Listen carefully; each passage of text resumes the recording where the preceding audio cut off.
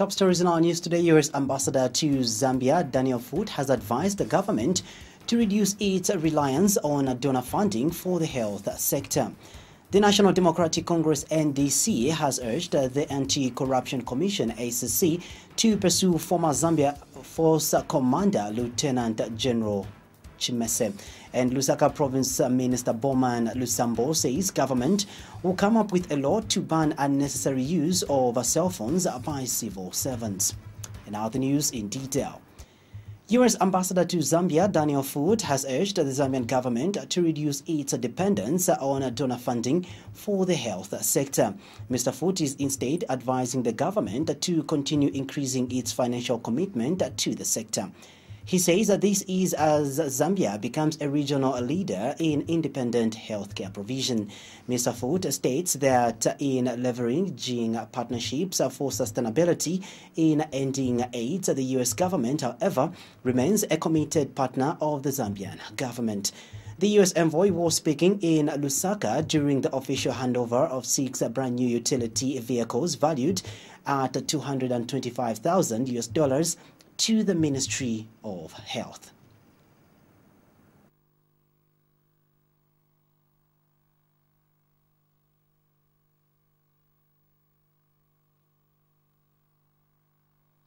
Healthcare services as we strive together for Zambia to reach HIV epidemic control by 2020. We owe it to our kids and grandchildren to eliminate this disease. In pursuit of having finally an AIDS-free generation, PEPFAR strives to achieve high-impact, country-owned HIV responses to accelerate our shared efforts to achieve epidemic control. On behalf of the U.S. government, the embassy, CDC, all of our taxpayers, I want to thank the Ministry of Health and the Minister for your partnership and support. And Dr. Chilufya, who is the Ministry of Health Minister, has thanked the U.S. government for the kind gesture. Dr. Chilufya says that the support from the U.S. government is a milestone in government's accelerated response against the HIV epidemic. He says that the donated vehicles will help government fast-track efforts to attain the 90-90-90 target. Today is another special day. Marks a milestone when the American government again has come in to support our accelerated response to the HIV epidemic by donating 6 utility vehicles that will help us fast track our efforts to attain our 90-90-90 targets. So this donation is extremely important because it will enhance our capacity to go and do voluntary medical male circumcision. And I say voluntary medical male circumcision. It's not yet mandatory, is it? Yeah, right. Not yet. Voluntary male medical circumcision. Yeah, we'll be able to do, mobile ART services. We'll be able to provide mentorship to the frontline staff, and we'll be able to do various high-impact interventions in the communities through this enhanced transport fleet. So this is a high-impact investment because it does enhance our interface with the community and with the frontline staff. Ambassador, we're extremely grateful to the American government. Today is another special day. Marks a milestone when the American government again has come in to support our accelerated response to the HIV epidemic by donating 6 utility vehicles that will help us fast track our efforts to attain our 90-90-90 targets. So this donation is extremely important because it will enhance our capacity to go and do voluntary medical male circumcision. And I say voluntary medical male circumcision. The National Democratic Congress NDC has welcomed the decision by President Edgar Lungu to dismiss Zambia Air Force ZAF Commander Lieutenant General Eric Chimese. In a statement, NDC Secretary General Mweni Msenga has since urged the Anti-Corruption Commission ACC to immediately probe General Chimese. Ms. Msenga says that they have credible information that General Chimese might have been involved in a number of corrupt activities during his 7-year stay as ZAF commander. He says that they have in mind the $62 million United States dollars contract for the supply of military uniforms that General Chimese allegedly single-sourced on 11th August 2017. Ms. Msenga states that they have information that General Chimese single-sourced a local firm, BHB Contractors, to supply uniforms to ZAF at an inflated price. He says that General Chimese single-sourced this firm to supply expensive military regalia when a Kenyan firm, Puma, was ready to supply the same uniforms at 14 million United States dollars. Ms. Msenga says that the NDC urges the ACC to go further and probe all the civil servants, including a permanent secretary, who are linked to the $62 million scandal. He states that Brigadier General Wilfred Mbewe was a chief of supply at ZAF when this deal was allegedly dubiously signed, and that he and others opposed this deal but was removed from his office by General Chimese. Ms. Msenga further states that a number of officers, such as Brigadier General Chibesa, who was in charge of finances, were unceremoniously retired for opposing this deal. And Ms. Msenga says that the NDC further urges President Edgar Lungu to fire Zambia Army Commander Lieutenant General Paul Miyova. He alleged that General Miyova is involved in a lot of dubious activities at the army. And Mr. Msenga claims that the NDC has the full details of the proxy that General Miyova is allegedly using in South Africa to loot Zambia army resources. TV owners in Lusaka have given Topstar Communications Company Limited up to 31st August 2018 to address their demands or plug off their signal. Among the demands include revenue sharing, screwed quality, and transmission costs. The television stations feel they are being exploited by Topstar. They have argued that it is expensive for them to run television stations while providing free content at Topstar, which is reaping through subscriptions. During a heated Topstar stakeholders meeting, Revelation TV owner Apostle Dr. Stanford Chifita suggested that local TV stations on the Topstar platform should switch off their signal if their demands are to be taken seriously. Favorite Kalando was there and brought us this report. What seemed to be a regular normal meeting organized by Topstar, it turned into a confrontational meeting between TV owners and Topstar representatives. I think it's high time we dealt with them before proceedings. We cannot pretend that all is well. No. There are a lot of issues that we have raised as stakeholders or TV station. A lot of issues. And those issues have not been dealt for a long time. We cannot proceed in this manner. You can always come to visit our offices and share with us. And just understanding that there are other regulators and other players involved in the digital migration project. I don't think so, because we have raised these issues. After engaging in a serious heated debate, media owners asked Topstar representatives to excuse them for 10 minutes. So it's not as easy as you see it right now. It's really hot. So please, Mr. Stewart, sorry. You invited us, but we're asking you to leave at least for 10 minutes. We'll discuss it among ourselves, and please join us after 10 minutes.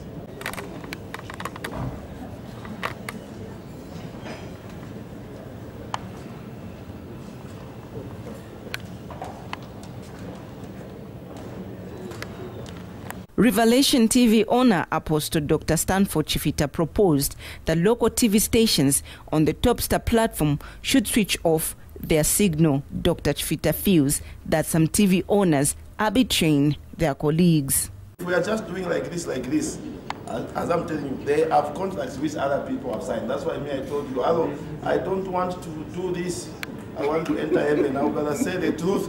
I told them this, I don't want. So Topstar has switched me on their own. Even him, they want to switch him on. He has plugged it off. So today, if I plug it off, it will not be there, because I told them, I don't want with these your issues. But then they tell you others have done what? Have signed. So this is the time to tell them, bring the contracts who are signed, so that we start checking ourselves the things that we are doing behind the scene. But just playing with your mind. If we are not opposed to, I have not signed myself. Okay, then let's fine. Then let's do this. Let's all go. If we are working out from this, let's all go and plug off. Let's switch off. Let's switch off. Let's switch off all of us if we are serious. Let's follow the route. Why can't we? Why are we giving our content to somebody who is not giving us money? Why are giving content to somebody who is putting us to shame? Who is showing you the bad picture? Why not remain with the people that are giving us a good picture? But Prime TV owner Gerard Shawa and his counterpart from City TV, Mike Onjovu, defended themselves. Gone behind people's back here by going to negotiate to sign. No, personally, I have not signed. Don't think because we are still on, then we have signed. No, these guys are just using, they are very clever, divide and rule. That's all. Very bad contract. You can be beaten in court no matter what happens. And if you switch off at 12, if you sign, they'll make sure you know they exist. If you put the pen to that contract, you need, you need to give them a 1 month notice. That in the next 30 days, my feed is no longer going to be available, so that you give them option to act or bring a form of action. So and you pay for that. And you pay them actually for inconvenience. Mr. Chairman, my channel was... Moses Nyama, who is QTV director, explains the reason why QTV has been switched off from Topstar platform. And we've made it very clear to Topstar to say, look, we need these issues addressed. When these issues are addressed, whether policy, whether business-wise or whatever, they needed to be addressed. And the station was put down by Topstar, and we had to switch off our receivers and decoders so that we wait for the issues to be resolved. And I see in the last 20 minutes or so, what is being discussed here is exactly our situation of which we've been blacked out, okay? And we've put our foot down to say, look, we are running a commercial TV channel, and we think and know for us to move forward in this business, just like Topstar is doing business with the public by charging them, it is important that these issues are resolved. And that's where it ended. So I think that on our part, the issue ended there. And we are waiting to hear from Topstar on the way forward. This is why the channel has been off the air close to, I think, 60 days plus now. Topstar Vice President Cliff Sichoni indicated that their demands will be addressed in the next meeting. It's a preamble to another meeting that is being planned that we're going to have in the very near future. So most of these issues that we can't deal with as Topstar, we're going to put it in writing and direct them to the relevant authorities and say these are the issues that were raised, and immediately we get feedback, we share that feedback with yourselves. So on the revenue share, this is noted, and this point will be taken to the relevant authority. Looking at the debate that characterized Topstar stakeholders meeting, one wonders who is telling the truth among them all. Favorite Kalando reporting for QTV News in Lusaka. Lusaka Province Minister Bowman Lusambo has warned civil servants to desist from using cell phones during working hours. And Mr. Lusambo says that government is considering formulating a law that will give it powers to ban the unnecessary usage of cell phones by civil servants during working hours. Speaking when he made impromptu visits to Lumumba and Dedan Kimathi RTSA offices and the National Registration Passport offices, Mr. Lusambo noted that cell phones are taking away efficiency in the delivery of services by most servants. More in the following report. He is again on the move. This time, Lusaka Province Minister Bowman Lusambo conducted impromptu visits at Lumumba and Dedan Kimathi RATSA offices and the National Registration and Passport offices. His first stop was at the RATSA Lumumba offices, where the minister expressed displeasure at the long queues that were found. Because most of the time when you come here, you spend almost the whole day. System is down, people are supposed to help you, they're not cooperating. So the printing is just 1 point. For now it's 1 point. Why? Because I heard that you had a lot of people in the morning. Yes, sir. Just a small delay, but the one normalized it. organized, but you are using 120. Yes, sir. What happens that the printing is done there, and then the customer says that that is the process. As we don't want these queues. Yeah, we don't want these queues. We want when they come here, the people have attended to, they go home because they have other things to do. But for getting these licenses, they have other things to do in their lives. So we need to give them a good service. And as government, we want to see efficiency. Right? Okay, so can I The minister warned against poor service delivery, leading to long queues, and also touched on the issue of third parties being involved in the acquisition of driving licenses. Then third parties. Yes, sir. We are trying to discourage the third parties. Third parties are encouraging corruption. Okay? So third parties, license, you can get a license direct from your office if you are fast. But those third parties, they are coming in because of a delay which we are receiving from you.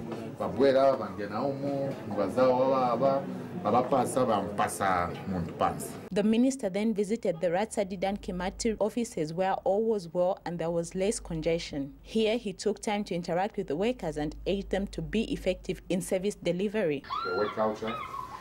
Work culture, we are doing our best. Okay. Yes, everybody's in, as you can see, we are all in our offices, okay, and we are all trying to report on time, okay, and we don't knock off until 17. Yes, sir. Okay. Yes, yeah. Okay. All right. No, thank you very much. Let us continue and let us continue to work together. This is our country, your country as well. Yes, we want to see definitely. This country develop. Yes, and we can only develop if we change our mindset. Yes. And the people to push for that development, it's you and me. Mr. Lusambo then visited the NRC and passport offices where he was impressed with the work culture. The minister wrapped his tour with a stop at the Lusaka Intercity Bus Terminus where he gave an overview of his tour for the day. I just came to visit our colleagues, my fellow cadres. We started with Ratsa Lumumba. The situation at Ratsa Lumumba, it wasn't good. The clients were the citizens or the residents of Lusaka, they were complaining, and we managed to talk to the station manager, and he has promised us that they will change the strategy which they are using at Ratsa Lumumba. We came to Ratsa next door here.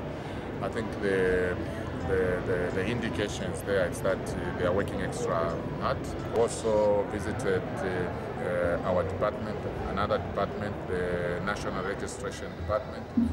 And the situation at National Registration Department is totally different from the perception which is out there. The workers, we went there at 15:30, they were busy working. I can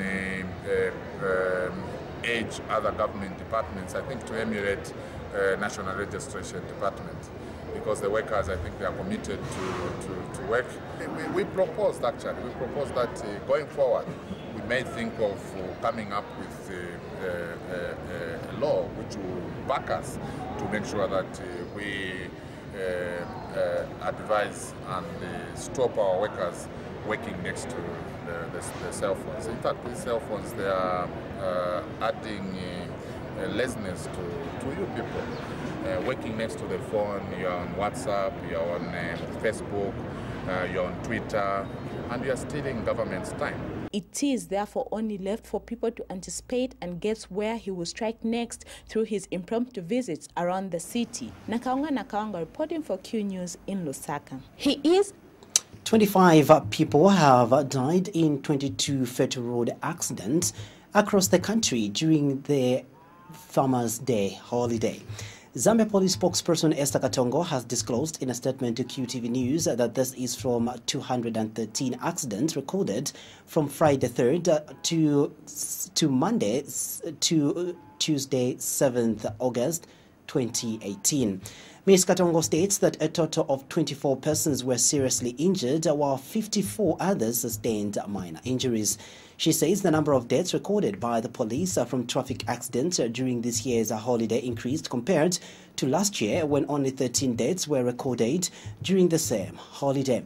Ms. Katongo, however, states that the number of casualties has reduced this year to 103 compared to 127 casualties recorded in 2017. The Zambia Social Forum has condemned reported human rights violations in Zimbabwe in the aftermath of the July 30th harmonized elections. Forum National Coordinator Gershom Kabaso is concerned with the use of alleged brutality on unarmed citizens by the military, resulting in the death of some people in Harare. Mr. Kabaso is calling upon the leadership in Zimbabwe to respect the rights of citizens and demilitarize the major cities. He says the military should be confined to the barracks so that citizens can freely enjoy their freedoms. Mr. Kabaso has noted the need for President Edgar Lungu as the incoming SADC organ of politics, defense and security cooperation chairperson to take keen interest in the rights violation of citizens in Zimbabwe. He has told QTV News in an interview that the stability of Zimbabwe is not only important for the citizens of that country, but the region as a whole. Government has been called upon to impose a ban on the importation of fish in view of the $50 million investment that has been made in the fisheries subsector. BIZ campaign founder Evans Ngoma says his organization particularly wants government to ban the importation of tilapia from China. Mr. Ngoma says that this is because Zambia has now built capacity to produce fish enough to meet the demand on the local market and for export. In an interview with QTV News, Mr. Ngoma states that BIZ is of the view that Zambia should start earning foreign exchange from its own local products in order to finance developmental projects. He says his organization has also observed that the country has also built capacity to produce enough fruits such as bananas on a large scale to satisfy local market. He says the quality of bananas being produced locally is as good as what is being imported from outside the country. We will have to close doors. Importation of tilapia fish from China will have to come to a stop. Yes. Because the government is highly determined to make sure that me and you, Iwenaine, we should start supplying our own local market. Local market, yes. And it's only then we will flourish and look up to no donor to facilitate most of our infrastructure projects like the road network you are seeing here. It's fine. It's okay. The hospitals, the schools, and many, many other infrastructure development that the government is spearheading. And so I am saying, as Evans Kazonga Ngoma, founder by Z campaign, let us support our own. Let us support our own. You will see what will come with that. This project, the BIZ campaign project, is not for me, Evans Kazonga Ngoma. Neither is it for a colleague here. It is for all of us. For all of us. The Center for Trade Policy and Development, CTPD Executive Director Isaac Maipopo says that the private sector remains relevant in improving the agricultural sector. His comments come in the wake of the move by Pembe Milling Company, which has set its maize purchasing price at 90 kwacha per 50 kg bag against the FRA 70 kwacha for the same quantity. Mr. Maipopo tells Q News that this development is an indication that Zambia's agricultural sector can still thrive, especially with the smooth engagement of private maize processing companies. He has also projected a good demand for the maize crop in the current marketing season. He has since advised farmers to be patient and identify buyers who will buy their commodity at a good price as opposed to selling to dubious briefcase maize buyers. Meanwhile, Mr. Maipopo has appealed to government to consider realigning the role of the Food Reserve Agency FRA as it reviews the FRA Act. The CTPD Executive Director says the FRA has failed in executing its mandate. It is very unfortunate that FRA has pledged to buy this in this marketing season to purchase maize at a price that is comparatively low. And we've continued to indicate time without number that there are a number of private sector players that are willing to buy the grain at a price that is much higher. And this has been demonstrated by recent revelations from institutions like Pembe that are indicating interest to buy as high as 90 kwacha. So to the small-scale farmers, we actually urge them to exercise patience. There is actually going to be a good demand for maize grain in the current marketing season. So if they can hold on to their grain and identify buyers that would give them a good price, it would help them to benefit from the hard work that they had invested in growing commodities like maize. It is The Barose National Freedom Alliance, BNFA, says it is unfair for anyone to expect First Republican President Dr. Kenneth Kaunda to help resolve the impasse surrounding the Barose Land Agreement of 1964. BNFA First Trustee William Harrington says it is in fact Dr. Kaunda, as Republican President then, who was the architect of the abrogation of the Barose Land Agreement. In a walk-in interview with QTV News, Mr. Harrington recalled that in the years 1968 and 1969, Dr. Kaunda introduced constitutional amendments that repudiated the agreement. He states that he does not therefore think Dr. Kaunda is well placed to help resolve the impasse surrounding the Barose Land Agreement of 1964. Mr. Harrington says what Dr. Kaunda can, however, do is to persuade President Edgar Lungu to append his signature to the Permanent Court of Arbitration Agreement documents that are already before State House. It's really unfair and unreasonable for anyone to expect that Dr. Kaunda, Dr. Kenneth Kaunda, can help in resolving the impasse over Barose Land. For the simple reason that Dr. Kaunda himself, in 1968-69, introduced some constitutional amendments and also some statutory reforms. He introduced the Constitution Amendment Bill. He also introduced the Chiefs Act as well as Local Government Act, which in effect repudiated, abrogated the agreement.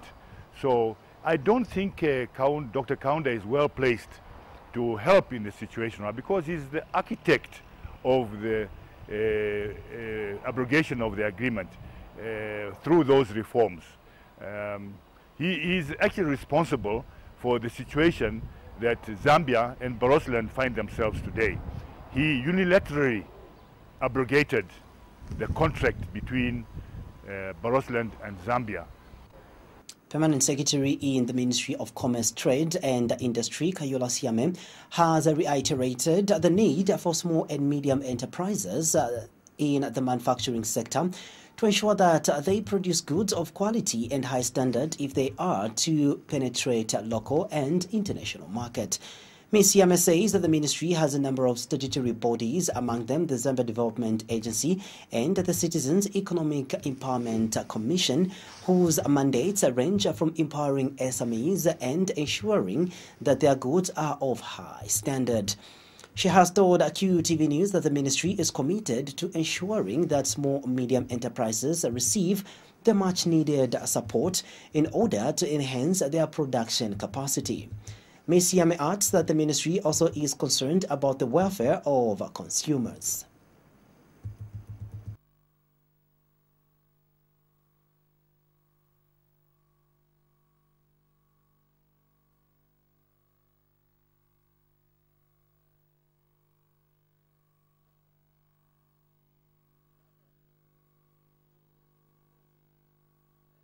Users, including the institutions of learning, to ensure that you obtain your copyright, reproductive licenses before engaging in any copyright or any... Water Aid Communications Officer Isabel Mukelebai has noted the urgent need for government to upgrade some unplanned settlements in order to improve the supply of quality water to the citizens. And Ms. Mukelebai believes that by upgrading some unplanned settlements, the water utility firms will be mandated to supply potable water to these areas. She has told Q News in an interview that there is need for government and the Lusaka City Council, LCC, to bring to an end the mushrooming of shanty compounds because they adversely impede effective service delivery to the people. Ms. Mukelebai has called for a strong monitoring mechanism by the Lusaka City Council, LCC, so that the infrastructure being put in place in various areas conforms to the Lusaka Master Plan. So, but we are saying that because we have these informal settlements already, and some of them have really grown, and we can see the way Kanyama used to be, part of it was considered an informal settlement, but over time there has been an upgrade. The only way that government would be able to provide proper services is, number one, by beginning a process of upgrading, where they have fully done an assessment and are able now to recognize that area as a formal settlement. Secondly, would be to involve the Lusaka City Council in terms of planning for that area, because to provide water, sanitation and hygiene services, you require equipment that is not cheap. So it has to be carefully planned for, and these are some of the things we are saying, that there are existing projects already that Lusaka City Council, Lusaka Water and Storage Company are already implementing. So we need to look at the master plan for Lusaka, which has been developed by key stakeholders, what it is showing us and where this infrastructure is actually going to be laid in terms of the hardware. We need to be mindful of the fact that certain other areas, the council may need to strongly monitor what is happening on the ground, so that we don't have a situation where there are too many areas that are considered, areas that now people are just mushrooming and putting up settlements. But somehow the council needs to come in and begin to monitor a bit more strongly. We need to look at what the master plan is telling us. We need to see the kind of investments we are going to make over the next few years. And I think we need to stick to those plans and see how much of that work can be done. But I think in terms of planning, there's a master plan. In terms of monitoring, the Lusaka City Council has a key role to play. And in terms of sensitization, I think we also have a key role to play as NGOs.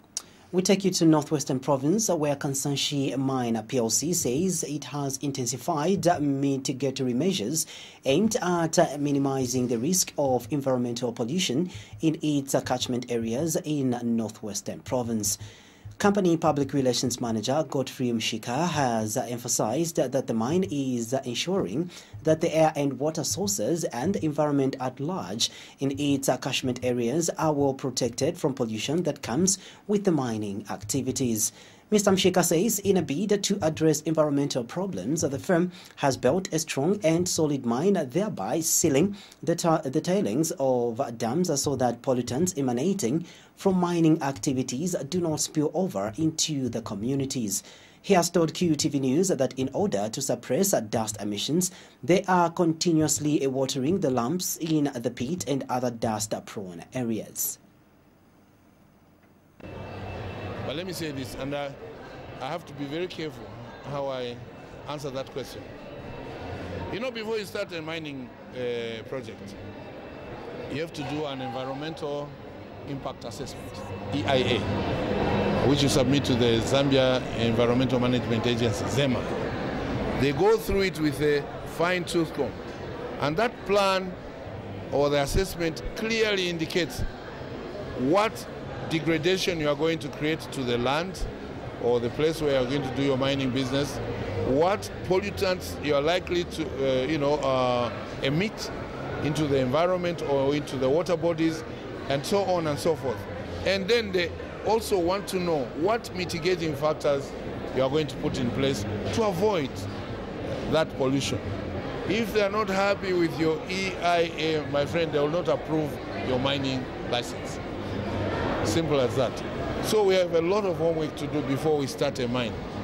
But I'm glad to tell you that mining development, building mines and running them, that's our business, that's our bread and butter. We sleep mining, we wake up mining.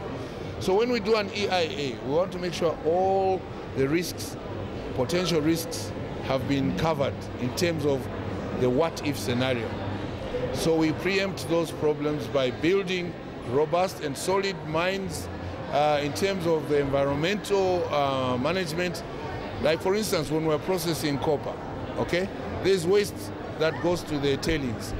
Okay, we've extracted the copper solution, enriched it and made a copper cathode. But the tailings, the rubbish, the slurry gets pumped to the tailings dam. So we have to ensure that those tailings dams do not allow any of those pollutants to go into the environment. That's all we had for you today, but before we go, a recap of stories making headlines. U.S. Ambassador to Zambia, Daniel Foot, has advised the government to reduce its reliance on donor funding for the health sector.